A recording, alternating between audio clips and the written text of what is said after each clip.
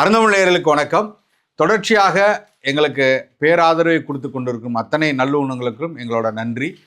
எங்களோட எல்லா காணொலிகளையும் பார்க்கக்கூடிய அத்தனை பேரும் மறக்காமல் சப்ஸ்கிரைப் பண்ணுங்கள். ஏன்னா வரக்கூடிய அத்தனை பேரும் 88% மேலே சப்ஸ்கிரைப் பண்ணாமல் பார்த்துட்டு போகிறாங்க. அப்படின்னு நீங்கள் கொடுக்கக்கூடிய இந்த பெல் பட்டன் அழுத்தி நீங்கள் கொடுக்கக்கூடிய சப்ஸ்கிரைப் பண்ணுறது தான் எங்களை இன்னும் மேலும் உற்சாகப்படுத்தி நிறைய காணொலிகள் புது புது விஷயங்களை உங்களுக்கு கொண்டு வந்து சேர்க்கறதுக்கு உதவும். மறக்காமல் சப்ஸ்கிரைப் பண்ணுங்க, பெல் பட்டன் அழுத்துங்க. நன்றி. அறந்தமிழ் நேயர்களுக்கு வணக்கம். இன்றைக்கு நாம் பேச இருக்கும் விஷயம் ரொம்ப முக்கியமானது.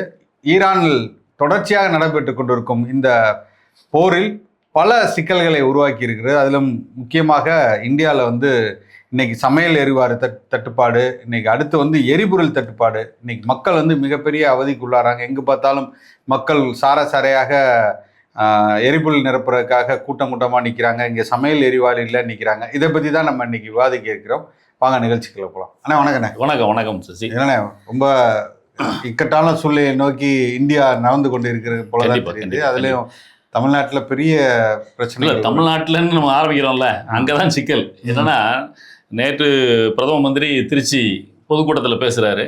பேசும்பொழுது தமிழ்நாட்டில் இந்த மாதிரி தட்டுப்பாடே இந்தியாவில் எங்கேயுமே கிடையாது. தமிழ்நாட்டில் தேர்தல் வர்றதுனால இதை ஒரு ரூமர் வதந்தியா கிளப்பி விடுறாங்க. கேஸ் தட்டுப்பாடுலாம் எங்கேயும் கிடையாது அப்படின்னு சொல்லிட்டு போறாரு. அவர் அப்படி சொல்லிட்டு போறாரு. ஆனா அவர் சொல்லிட்டு போற ஃபிளைட்டு மேல ஏறதுக்கு முன்னாடி பார்த்தா தொலைக்காட்சிகளை போட்டா உத்தரப்பிரதேசத்துல கேஸ் வாங்குறதுக்கு லைன்ல நின்று அடிச்சுக்கிறாங்க போலீஸ் உள்ளுக்கு புகுந்து. அவர் தமிழ்நாட்டுல இல்ல வதந்திட்டு போறாரு, உத்தரப்பிரதேசத்துல அடிச்சுக்கிறாங்க. பெங்களூர்ல தமிழ்நாட்டுல இல்லன்னு சொன்னேன், இந்தியாலே இல்ல, உத்தரப்பிரதேசல இல்ல. ஏன் அடுத்து பாத்தீங்கன்னா பெங்களூர் பாண்டிச்சேரிலாம் கேஸ் சப்ளை இல்ல, எரிபொருள் இல்ல அப்படின்றதுனால, சமையல் எரிவாயு பிரச்சனை இருக்கிறதுனால எல்லா கடைகள்லயும் ஹோட்டல்ஸ்லயும் காஃபி டீ கிடையாது. அதாவது சுட வச்சுக்கிட்டே இருக்கின்ற பொருட்கள் கிடையாது. மொத்தமா கலவை சாதங்கள் அத மாதிரி தான் கொடுக்குறாங்க அப்படின்ற இது போய்கிட்டு இருக்குது. வீட்டினுடைய தேவைக்காக பயன்படுகிற சமையல் எரிவாயுவும் ஷார்டேஜ் வந்துட்டு தான் வருது. நேரலாம் நம்ம பல இடங்கள்ல போயிட்டு இருக்கும்போது வாகனங்கள்ல அந்த சமையல் எரிவாயு சிலிண்டரை எடுத்துட்டு மக்கள் நிறைய இடங்களுக்கு போறாங்க, கடைகள் ஏஜென்சிக்கு போறாங்க, ஏஜென்சி முன்னாடிலாம் வரிசையில நிக்கிறாங்க. அதெல்லாம் நம்ம கண்கூடாவே பார்த்தோம். 25 நாளைக்கு வராதீங்க, நீங்க எதுவும் கேட்காதீங்கன்னு சொல்லிட்டாங்க. 25 நாள் 25 நாள் போர் முடிஞ்சிரும் நினைக்கிறாங்க. நீங்க அது இது பரவாயில்ல. பாஜகவினுடைய மாநில தலைவர் நயனா நாகேந்திரனை பத்திரிகையாளர்கள் கேட்கறாங்க. பத்திரிகையாளர் சந்திப்பில் என்ன சொல்றாரு? அதெல்லாம் கிடையாதுங்க, அது சர்வர் 21 நாள் இப்போ கழிச்சுதான் புக் பண்ணோம், நானே ஏஜென்சி வச்சிருக்கேன், அதெல்லாம் எந்த பிரச்சனையும் கிடையாதுன்னு அவர் சொல்லிட்டு போறாரு. அவருடைய பேட்டியை போட்டுட்டு அப்படி பின்னாடியே தொலைக்காட்சிகள் திருநெல்வேலியில் அவர் வச்சுக்க ஏஜென்சியை வீடியோ எடுத்து போடுறாங்க. வரிசையா லைன்ல நிக்கிறாங்க மக்கள். அவர் மோடி மாதிரி சொல்லியிருக்கணும், உங்களுக்கு தாங்க இல்ல என் இடத்துல இருக்கீங்க அப்படின்னு. அவர் தேவையில்லாம நானேன்னு அவர் வார்த்தையை சொன்னதான் மாட்டிக்கிட்டாரு. ஆக மொத்தத்துல இவ்வளவு பெரிய பிரச்சனை நடந்துகிட்டு இருக்குது. பாரதிய ஜனதா கட்சியை சார்ந்த பிரதம மந்திரி ஆகட்டும், தலைவர்களாகட்டும், அதை ஏதோ ஒண்ணுமே இல்லாத மாதிரி சாதாரணமா சொல்லிட்டு அசோத்தாமன்லாம் இன்னும் அதிகப்படியா போனாருன்னே. ஒரு படி மேல போய் என்ன சொல்றாருன்னா, 60,000 கடைகளுக்கு மேல எல்லாத்துக்கும் ஜிஎஸ்டி இதனால நோட்டீஸ் அனுப்பப்பட்டிருக்கு அலுவலகத்தினால. அவங்க தன்னுடைய இதை மறைச்சிட்டாங்க. வருமான உணவு விடுதிகள் 60,000க்கு மேல தமிழ்நாட்டுல நோட்டீஸ் அனுப்பியிருக்காங்க. அந்த இதுல இருந்து தப்பிப்பதற்காக, அதை மடைமாற்றுவதற்காக ஒரு எரிபொருள் சொல்லி ஏமாத்துறாங்கன்னு சொன்னாங்க. ஆனா நேத்து போய் ஒரு காணொலி எடுத்திருக்கோம், நம்ம போய் ஒரு கடையில எடுத்திருக்கோம். அந்த கடைக்கார் சொல்றாரு, 1,500 ரூபாய்க்கு வித்துட்டு இருந்த இன்னைக்கு எரிபொருள் இன்னைக்கு 4,500 கமர்ஷியல் சிலிண்டர் இன்னைக்கு கிடைக்காம இருக்கு. மிகப்பெரிய அளவுல டிமாண்ட் உருவாயிருக்குங்கிறாரு. அப்ப எவ்வளவு பெரிய ஒரு பச்சை பொய்யை இவர்கள் சொல்லி மறைக்கிறாங்க. நேற்று மதிய உணவுக்காக பல சின்ன கடைகளுக்கெல்லாம் போகும்போது, நம்ம வழக்கமா சாப்பிட்ற கடைகள் போனா கடைகள்லாம் அடைச்சிருக்கு. வேற வழி இல்லாம மதியானம் போகும்போதே ஓட்டிட்டாங்க. ஆமா எல்லா கடைகளும் அடைச்சிருக்குது. சரி, ரைட். இது பிரச்சனை இருக்குது.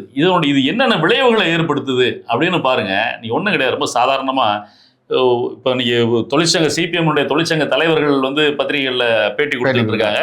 பெரும் நிறுவனங்கள்ல தொழிலாளர்களுக்கு மதிய உணவு கொடுக்கணும். 8 மணி நேரம் ஷிஃப்ட் இருக்கும். தொழிலாளர்கள் வருவாங்க, தொழிலாளர்களுக்கு மதிய உணவு கேண்டீன் இருக்கும். அப்போ கேஸ் சிலிண்டர் சப்ளை இல்லாதனால கேண்டீன்ல சமைக்க முடியல. அப்போ கேண்டீன்ல சமைக்க முடியலன்னா தொழிலாளர்களுக்கு மதிய உணவு எப்படி கொடுக்கறது? அப்போ அவங்களுக்கு வேற வழி இல்லை, ஒரு மணி நேரத்துக்கு முன்னாடி ஆஃப் கொடுத்து வீட்டுக்கு அனுப்ப வேண்டியிருக்கு. உற்பத்தி பாதிக்குது.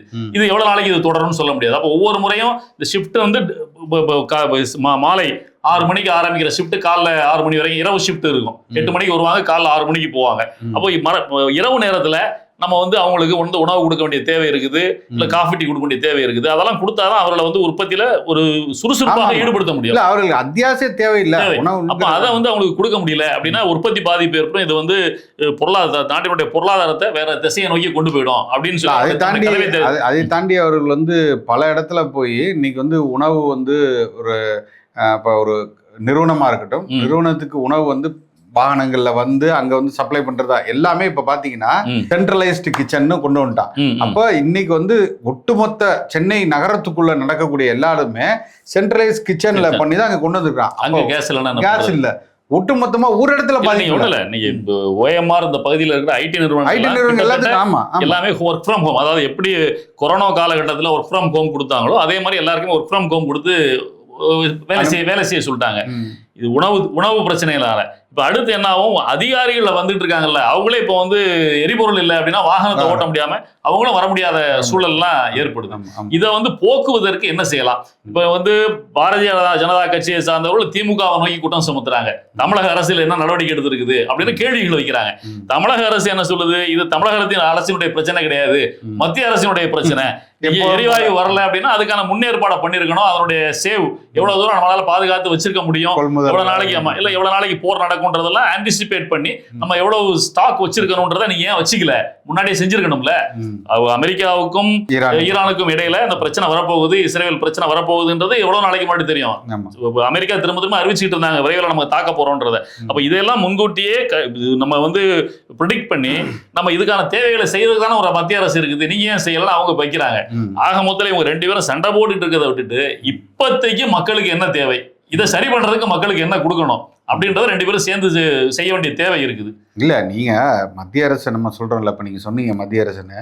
மத்திய அரசு என்றைக்குமே நாங்க யாரையும் நம்பி இல்ல, நாங்க இஸ்லாமிய நாடுகள்லாம் நம்பி இல்ல, எங்களை நாங்கள் வந்து தற்சார்பு இதுக்கு திரும்பி அங்க வந்து வேட்டு தானே, அங்க வச்ச வேட்டு தான் சிக்கல். அதான் இன்னைக்கு வந்து எவ்வளவு தூரம் தன்னோட இதை பறைசாற்றி நாங்கள் யாருக்கும் இல்லை, நீங்க இஸ்லாமியர்கள்லாம் வெளியே போங்க. இன்னைக்கு அந்த நாடு ஒரு வாரம் நீங்க போற அங்க நடக்கும்போதே இங்க ஆடிடுச்சு. இங்க இந்திய அரசாங்கம் வந்து நடுங்கி போய் நிக்குது. இன்னைக்கு ஷேர் மார்க்கெட்ல இருந்து எல்லாம் ஒட்டுமொத்தமா மிகப்பெரிய இழப்பை சந்தி. குஜராத்துக்கு வந்துட்டு இருந்த எண்ணெய் கப்பல ஹார்மோஸ் ஜலசந்தியில வச்சு குண்டு போட்டு 4 பேர் செத்து போயிட்டான், 20 பேரை காப்பாத்திட்டாங்கன்னு சொல்லி சொல்றாங்க. அப்புறம் தமிழக அரசு இந்திய அரசு கெஞ்சினதுக்கு அப்புறமா ஈரான் மனமிறங்கி இப்ப 2 கப்பல் அங்க இருந்து விடுவிச்சு அனுப்பிச்சிருக்கிறதா சொல்றாங்க. இப்ப யார்கிட்ட போய் நிக்க வேண்டிய தேவை ஏற்படுது? அங்கதான் போய் நிக்க வேண்டிய தேவை ஏற்படுது. நீ இன்னைக்கு வந்து அமெரிக்கா நம்மளோட நண்பன்னு சொல்லிட்டு இருந்தா, இன்னைக்கு அவன் ரஷ்யாண்ட போய் ஆயில் வாங்குறான்னு சொன்னோன்னே 50% வரி விதித்தான். இப்ப கொண்டு இன்னைக்கு வந்து அமெரிக்கா வந்து 1 மாதத்துக்கு பெர்மிஷன் கொடுக்குறான், நீ வாங்கிக்கலான்னு. அப்ப அவன்கிட்ட பர்மிஷன் வாங்கிட்டு தான் நீ வந்து ரஷ்யா கிட்ட நீ வந்து ஆயில் வாங்குற நிலைமைக்கு இவ்வளோ என்ன சொல்றது, இதை வந்து நான் அந்த வார்த்தை எப்படி சொல்றதுன்னு தெரியல, அடிமையோட மோசமான நிலைமையில இருக்கிறதுல உண்மைதான். எதுக்கு இந்த வீராப்பன்ற நீ அமெரிக்காவுக்கு எதிராக அரசியல் பண்ணுகிற பல்வேறு நாடுகள் இருக்குது. எல்லா நாடுகளுக்கும் அமெரிக்கா வந்து ட்ரம்ப் வந்து அனுமதி கொடுத்துருக்கிறாரா நீங்க வாங்கிக்கோங்கன்னு சொல்லி? இல்ல அனுமதி வாங்கிட்டு தான் அவங்க வாங்குறாங்களா? இல்ல சூழ்நிலைக்கு தகுந்த மாதிரி வேற இடத்துல போய் வாங்க ஆரம்பிச்சிடுறாங்க, தங்களுக்கு தேவையான எரிபொருளை வாங்க ஆரம்பிச்சிடுறாங்க. ஆனா இந்தியா மட்டும் அமெரிக்கா அனுமதி கொடுத்து தான் வாங்கணும் அப்படின்ற சூழ்நிலையில இருக்கின்ற பொழுது இவர் எவ்வளவு பெரிய வேலையை அங்க செஞ்சு வச்சிருக்கிறாரு அப்படின்றது நமக்கு தெரிய வருது. இல்ல எந்த அளவுல இவரோட தரம் அங்க இருக்கு, நம்மளோட நாட்டோட மதிப்பு அங்க இருக்குங்கிறது தெரியல. நீங்க வந்து பாகிஸ்தானுக்கு கொடுக்கக்கூடிய அந்த இது கூட நீ இன்னைக்கு அமெரிக்கா அவங்களுக்கு கொடுக்கலங்கிறது தானே இதுல வெட்ட வெளிச்சமா இருக்கு. கண்டிப்பா கண்டிப்பா. அப்ப நான் என்ன சொல்றேன், இன்னைக்கு நீங்க வந்து வெங்காயம் முதற்கொண்டு நீங்க வெளிநாட்டுல இருந்தா நீங்க வந்து இறக்குமதியை கொண்டு போற, நீங்க ஆயில விட்டுருங்கண்ணே, அதுக்கு அடுத்த கட்டத்துல நீங்க வெங்காயத்துல இருந்து எல்லாமே பருப்புல இருந்து எல்லாமே வெளிநாட்டுல இருந்தா நீங்க வந்துட்டு இருக்கு. அப்போ வெளிநாடு இந்த சென்ஸ் முக்கியமா நீங்க வந்து அரபு நாடுகள்ல இருந்து அந்த பக்கத்துல இருந்து வர்றதுல மிகப்பெரிய அளவு வந்து வெங்காயம் எல்லாத்துக்கும் பங்கு இருக்கு. அப்ப இன்னைக்கு யுஏஇலே மிகப்பெரிய தட்டுப்பாடு இருக்கான் வெங்காயத்துக்கு. நீங்க அடுத்து இங்கதான் வந்து நிக்க இந்தியாவுக்கு. கண்டிப்பா இந்தியாவில நீங்க எங்க விளைவிக்கிறீங்க? நீங்க எல்லாத்தையும் நீங்க வந்ததான் ஒட்டுமொத்தமா நீங்க விவசாயம் என்பதை பத்தியே சிந்திக்கலையே. தற்சார்பு வாழ்க்கைக்கு திரும்புறதுக்கான எந்த ஒரு இடத்துலையும் இன்னைக்கு நான் தமிழர் கட்சி அண்ணன் சீமான் அவர்கள் பேசக்கூடிய தற்சார்பு இதை நீங்க எல்லாம் எள்ளி நகையாடினீங்க, கேலி செஞ்சீங்க. இன்னைக்கு கத்தார் என்கிற நாடு பாலுக்கு திண்டாடுறான். இன்னைக்கு பால் இல்லாம. இன்னைக்கு வெளியில இருந்து எல்லாமே அவன் வந்து இறக்குமதி செஞ்சு பழகிட்டான். அப்ப இன்னைக்கு நீங்க இதே நிலைமை நம்மளுக்கு வந்துருந்துன்னா, நீங்க ஒரு வீட்டுல ஒரு மாடோ ஒரு ஆடோ ஒரு கோழியோ இதெல்லாம் வளர்க்கும் போதோ இதெல்லாம் நீங்க நகைச்சுவையும் நகைப்பா பெருனா இன்னைக்கு வந்து சாஃப்ட்வேர் இண்டஸ்ட்ரியில போய் வேலை செய்யற ராஜா, சாப்பிட்டு போய் தானே ராஜா வேலை செய்யணும். சாஃப்ட்வேர் இண்டஸ்ட்ரி எல்லாம் மூடிட்டானே, சாப்பாடு இல்லாம. இன்னைக்கு சோத்துக்கு என்ன ராஜா பண்ணுவ? இன்னைக்கு பேசு, இன்னைக்கு சொல்லு. எல்லாரும் போய் சாஃப்ட்வேர் இண்டஸ்ட்ரியில வேலை பெற, சோத்துக்கு ரோடு அலையிறீங்களே. எல்லா ஹோட்டலும் இன்னைக்கு மூடி இருக்கானே. இன்னும் 10 நாள் இதே போர் அதிகமா போயிட்டு இருக்கும்போது என்ன பண்ணுவீங்க? யாரை போய் கைது நிற்குவீங்க? நீ இன்னைக்கு கேஸ் சிலிண்டர் மட்டும் இல்லைங்கிறது முதல் அறிகுறி. அடுத்து ஒவ்வொன்றா நம்ம வந்து கையேந்தி நிற்போம். அதுக்கான நிலைமை இன்னைக்கு கொண்டு போய் இதெல்லாம் வந்து ரொம்ப மிகப்பெரிய வந்து ஒரு அச்சத்தை உண்டு பண்ணுது. இதற்கு தீர்வு என்ன? தீர்வு என்னன்னா ரொம்ப ரொம்ப யதார்த்தம் இதான். நம்ம வந்து அண்ணன் நீங்க சொல்ற மாதிரி தான். நீங்க ஒரு தீர்வு சொன்னீங்க, அது சொல்லிருங்க. நான் ஒரு தீர்வு இல்ல நான் என்ன நினைக்கிறேன்னா, இந்த சமையல் எரிவாயு பிரச்சனை இருக்குது. இந்த சமையல் எரிவாயு பிரச்சனை கமர்ஷியல் சிலிண்டர் கிடைக்கிறதுனால உணவு விடுதிகள், சின்ன சின்ன விடுதிகள் எல்லாம் மூடிட்டான். பெரிய பெரிய விடுதிகள் மட்டும்தான் செயல்படுது. அதுலயும் உணவுகள் கூட குறைச்சிட்டான். அதை ரீஹீட் பண்ணி கொடுக்கணும்ன்ற இது அவனில் வச்சு சூடு பண்ணி கொடுக்குற அவனில் வச்சு சூடு பண்ணி கொடுக்குற விஷயங்களை செஞ்சிடறான். ஆனா தோசை இந்த மாதிரி ஐட்டங்கள் வந்து நீ கல் வச்சு கேஸை பயன்படுத்தி தான் பண்ணணும் அப்படின்ற இடத்துல அதெல்லாம் ஸ்டாப் பண்ணிட்டான். இது வந்து ஃபாஸ்ட் ஃபுட் ஐட்டம்லாம் இப்ப கிடையாது. காஃபி டீயே இல்லைன்டா. நான் என்ன சொன்ன ஒரே ஒரு விஷயம் தான். இதனால பெரிதும் பாதிக்கப்படுறது சின்ன சின்ன இண்டஸ்ட்ரியில வேலை பார்க்குற தொழிலாளிகள், கூலி வேலைக்கு போகிற தொழிலாளர்கள். ஒன்றும் கிடையாது. என் வீட்டு பக்கத்தில் ஒரு கன்ஸ்ட்ரக்ஷன் ஒர்க் நடக்குது, பெரிய கன்ஸ்ட்ரக்ஷன் ஒர்க் நடக்குது. கிட்டத்தட்ட 100கணக்கான ஒர்க்கர்ஸ் வேலை செய்கிறாங்க. நான் நேற்று அதை பார்த்துக்கிட்டு இருந்தேன். நான் மதிய உணவுக்காக பக்கத்தில் போய் சின்ன சின்ன கடைகள் இருக்கும், தள்ளுவண்டி கடைகள் இருக்கும், இந்த OMR சாலைகளில். அங்கே போய் உணவு எழுதிட்டு வந்துருவாங்க. நேற்று சாப்பிட போனவங்க கிட்டத்தட்ட 1.5 மணி நேரம் பொறுத்து தான் திரும்பி வர்றாங்க. நான் நின்று பார்த்துட்டு இருக்கிறேன். அங்கே நிற்கிற சூப்பர்வைசர் அவங்களுக்கு கூட சத்தம் போடுறாரு, ஏன்னா சாப்பிட்றதுக்கு 1.5 மணி நேரமா, 1 மணி நேரத்துக்கு சம்பளத்தை பிடிச்சிருவேன் அப்படின்னு அங்கே பேசுறாரு. அப்போ நம்ம என்னன்னு சொல்லி விசாரிக்கும் போது என்ன அந்த அவங்க வேலை பார்க்குறவங்க என்ன சொல்றாங்கன்னா, சார் ஒன்றும் இல்லை, ஏற்கனவே நாங்க பார்த்துட்டு இருந்த சாப்பிட்டு இருந்த இடங்கள்ல இந்த கேஸ் சிலிண்டர் இல்லனால சாப்பாடு இல்லைன்னு சொல்லிட்டாங்க சார். வேற வழி இல்ல, நாங்க நீண்ட தூரம் போய் ஷேர் ஆட்டோ பிடிச்சி போய் சாப்பிட்டு வர வேண்டிய சூழல் ஏற்பட்டு போச்சு. அதுவுமே சாப்பாடு எங்களுக்கு நாங்க நினைச்ச சாப்பாடு கிடைக்கல, கலவை சாதம், தயிர் சாதம் இந்த மாதிரி வச்சிருந்தாங்க, அதை நாங்க சாப்பிட்டு வந்தோம் அப்படின்னு சொல்றாங்க. அப்ப இது யாரை பாதிக்குதுன்னு பாருங்க. அப்போ இது நமக்கு வெளியே தெரியாது. அப்போ இந்த மாதிரி வேலை இப்போ அது CPM உடைய தொழிற்சங்க செயலாளர் வந்து இன்டர்வியூ கொடுத்துருக்காரு. அதில் பார்க்கும்போது பெரிய நிறுவனங்கள்ல உணவு கொடுக்க முடியல, இந்த மாதிரி இடங்கள்ல தொழிலாளிகள் வேலை கிடைக்கும். அப்போ இந்த மாதிரி தொழிலாளர்கள் நேரடியாக பாதிக்கப்படக்கூடிய சூழல் ஏற்படுது. அப்போ தமிழக அரசுகள் என்ன செய்யலாம்? இப்போ அம்மா உணவகம் இருக்கு, அம்மா உணவகம் இருக்கிற இடத்துக்கு தேடி போய் சாப்பிட முடியுமா? ஒருத்தர் வேலை பார்க்குற இடத்துல இருந்து இல்ல காலையிலே போய் அவன் உணவு வாங்கிட்டு வரணும். மதிய உணவு தயாரா இருக்குமா? இல்லைன்னா மதிய உணவு தயாரா வச்சு அவங்களுக்கு கொடுங்க. இல்லன்னா தமிழக அரசு என்ன செய்யணும், எங்க இண்டஸ்ட்ரியல் ஏரியா இருக்குதோ அங்கெல்லாம் வாகனங்கள்ல வச்சு அம்மா மெஸ்ல உணவுகளை தயார் பண்ணி நீங்க அங்க இருந்து கொண்டு போய் குறைந்த விலையில இல்ல நீங்க ஓட்டுக்காக இஷ்டத்துக்கு பணம் கொடுக்குறீங்க.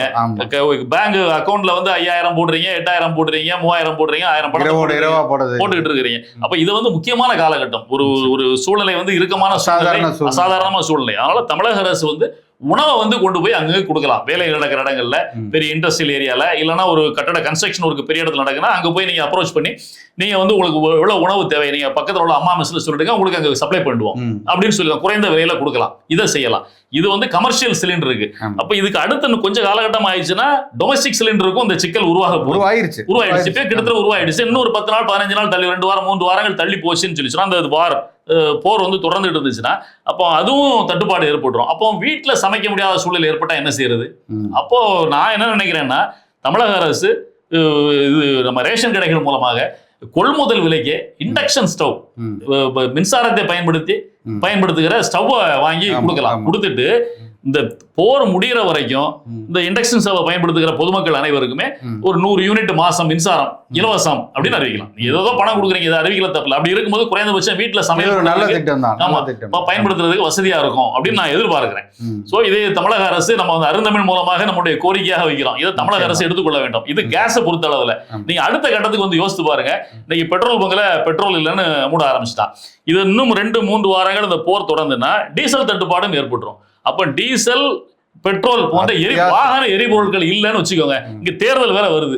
வாகன எரிபொருட்கள் இல்லாம தேர்தல் நடந்தா தமிழ்நாட்டு தேர்தல் எப்படி இருக்கும் கொஞ்சம் யோசித்து பாருங்க. ஒன்னும் நடக்காது. எல்லாம் தெருவா நம்ம மட்டும் போயிட்டு இருப்போம். அந்த தமிழக கட்சி மட்டும் பரப்புரை செஞ்சுட்டு இருக்கோம். எதை பத்தி கவலைப்படாம ரொம்ப ஜாலியா இருக்கும். அதாவது மிகப்பெரிய பொருளாதார சேமிப்பு ஏற்படும் நான் நினைக்கிறேன். ஏன்னா எல்லா திராவிட கட்சிகள் எல்லாமே தங்களுடைய தேர்தலை வந்து கான்ட்ராக்ட் பேசிஸ் தான் இன்னைக்கு பண்றாங்க. வால் போஸ்ட் அடி சோரட்டி ஓட்டுறது, ஒவ்வொரு தொகுதிக்கும் குறைந்தபட்சம் ஒவ்வொரு வேட்பாளரும் ஒரு 30-40 வாகனங்களை வாங்கி விட்டுறாங்க, ஒலிபெருக்கியை கட்டி, அதுக்கு எரிபொருள் பல கோடி சுத்துறது. ஒரு கூட்டம் நடக்கினா மக்களை கொண்டு வரதுக்கு எரிபொருள் இல்லாம வாகனத்துல கொண்டு வர முடியாது, அப்ப அவங்களுக்கு கூட்டம் நடத்த முடியாது. அப்ப வேற வழி இல்ல, எல்லாருமே நாம் தமிழர் செய்யற மாதிரி முதுகுல சின்னத்தை கட்டிக்கிட்டு தான் நடந்துதான் போய் தேர்தல் பரப்புரை செய்யணும். அப்படி ஒரு தேர்தல் நடந்தால் மிக சிறப்பாக இருக்கும்னு நான் நினைக்கிறேன். யோசிச்சு பாருங்க, திமுக கட்சிக்காரங்க எல்லாம் ஒவ்வொரு பகுதியில பின்னாடி கட்டிக்கிட்டு கரவேசி அழுகு என்ன சொல்றது, மடிப்பு குலையாத இது கஞ்சி போட்ட வேஷ்டி கஞ்சி போட்ட சட்டையை போட்டுக்கிட்டு வெள்ளை கருப்பு சோப்பு கரவேட்டி கட்டிட்டு இல்ல கருப்பு சோப்பு வெள்ளை கரவேட்டியை கட்டிட்டு பின்னாடியே வந்து அந்த சின்ன முள்ள நம்ம தம்பிங்க எல்லாம் தூக்கிட்டு போறாங்களா அந்த மாதிரி தூக்கிட்டு நடந்து போற மாதிரி நீங்க யோசித்து பாருங்க தேர்தல் எப்படி நடக்கும் அப்படின்னு சொல்லி. ஆமா, ரொம்ப அதாவது சிக்கனமான ஒரு தேர்தலா இருக்கும். மிகப்பெரிய அளவுல பொருளாதாரம் வந்து எல்லாத்தையும் விட கொடுமை என்னன்னா, பிணம் எரிப்பதற்கு கேஸ் இல்லைன்னு சொல்றான், லைன்ல நிக்குதான் அடுத்த கட்டம். யோசித்து பாருங்க, அதெல்லாம் இப்ப கொடுத்துக்கிட்டு இருக்காங்க. சில இடங்கள்ல நின்று போய் அப்புறம் அரசுல இருந்து உடனடியா கேஸ் சப்ளை நடந்திருக்குது. இது எங்க போய் முடியும் அப்படின்றத நம்ம வந்து இந்த தேர்தலை வந்து எரிபொருள் இல்லாம நடத்துறதுன்றத நம்ம கிண்டலுக்கு பேசல, சீரியஸாவே பேசுறோம். ஏன்னா நாட்டின் வளர்ச்சி எப்படி இருக்கு பாருங்க. நீங்க எல்லாமே அதை நம்பி இருக்கும் போது இங்க இருக்கக்கூடிய நீங்க சூரிய ஒளியில் மின்சாரம் தயாரிக்கிறதா இருக்கட்டும், எல்லா மாற்று திட்டத்தை பத்தியும் நாம் பலமுறை இந்த என்ன சொல்றது நம்மளோட ஆட்சி வரைவுல கொடுத்துருக்கோம், எப்படி கொண்டு வரணும்னு பல நாடுகளை பின்பற்றி நம்ம சொல்லி. அண்ணன் சீமான் எல்லா கூட்டங்களையும் அதான் பேசுறாரு, தற்சார்பு அப்படின்றத பேசுறாரு. நீ அலையில மின்சாரம் தயாரிக்கிறது, எங்கெங்க அரசாங்கத்தினுடைய பொட்டல் நிலங்கள் இருக்குதோ எல்லா இடத்துலயுமே நீ வந்து சூரிய ஒளி மின்சாரம் தயாரிக்கிறத போடு. எரிபொருள்ன்றது என்ன, ஒரு நீ வந்து டீசல் பெட்ரோலை மட்டுமே எரிபொருளா பயன்படுத்தணும்ன்ற அவசியம் இல்லை. எரிபொருளை பயன்படுத்தி நீ எனர்ஜி தான் உற்பத்தி பண்ற, அந்த எனர்ஜியை வந்து எலக்ட்ரிசிட்டி மூலமாகவும் கொண்டு வர முடியும்ன்ற போது இதை சரி பண்ணாலே போதுமானது. நான் இன்னொரு செய்தி கூட படித்தேன், நம்ம கச்சத்தீவை வந்து நம்ம வந்து கொடுத்துட்டோம்ல, கச்சத்தீவுல வந்து உள்ளுக்கு வந்து இது இருக்குது, எரிபொருள் இருக்குது அப்படின்ற ஒரு ஆராய்ச்சி கூட இருக்கிறதா சொல்றாங்க. இப்படி பாருங்க, நம்ம வந்து எவ்வளவு எதெல்லாம் தாரை வார்த்தை கொடுத்துருக்கோம்னு பாருங்க.